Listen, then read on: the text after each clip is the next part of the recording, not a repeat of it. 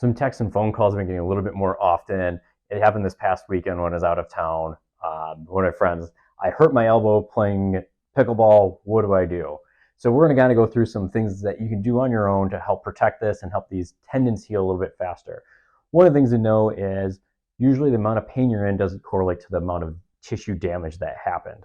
A lot of this has to do with the inflammatory effect, and in these areas, they're highly neural rich, so they're going to be a little bit more painful than other areas. They're just a little bit more sensitive. That's why, like, even gripping things sometimes or things like that, I'm not even really doing that much and it hurts.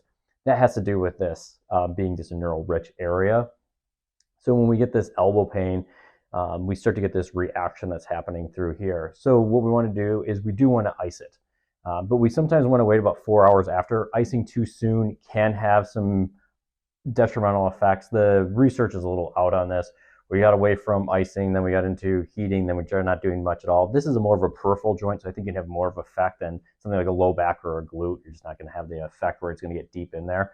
But I think with the peripheral joints, we can. So ice about 4 hours afterwards, let the inflammatory effect kind of go on, and then we can slow it down. But we want to get those initial markers out there. Brace. We want to give this thing an artificial thing. If we start pulling at this tendon, let's give it an artificial support. So instead of stressing right where the injury is at, we can allow it to dissipate out a little bit by cinching that brace down, which will have an impact and help with this elbow pain. And we want to keep this on while we can continue to rehab. We want to be able to fix our mechanics, get our strength better, get better in our athletic position, and see if we can get the litmus test of getting this elbow down so maybe we can get less and less pain as we play. But it is going to take some time. Elbow pain can last up to 6 months. Typically with no treatment, that's about what it takes, like the natural history of this thing. Usually with treatment, we can knock it down to about 3 to 4, but it does take some time. Usually in the clinic, we're using some dry needling, shockwave, and laser therapies, as well as some nutritional support and manual therapies. But again, that's going to be taking up, so it's going to take some time. It's not a quick turnaround.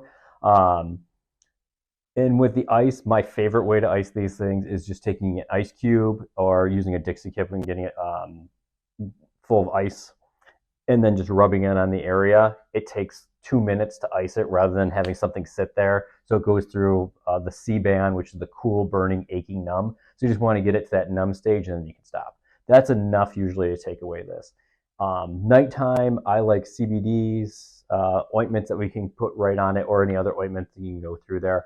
I try to limit NSAIDs, the non-steroidal anti-inflammatories, because we do want this inflammatory effect to kind of heal this thing. And we want to be able to stress it so it can adapt to the stresses that we're going to put it through in the future. If we let it rest too much, these things tend to be a little bit weaker and take even longer to get better because they just haven't been stressed. And stress is, we do build our muscles and joints up too with the stress we put them through. So we do want to add a little bit of stress in. Hopefully that helps. If you're a weekend warrior, you need help with some elbow pain.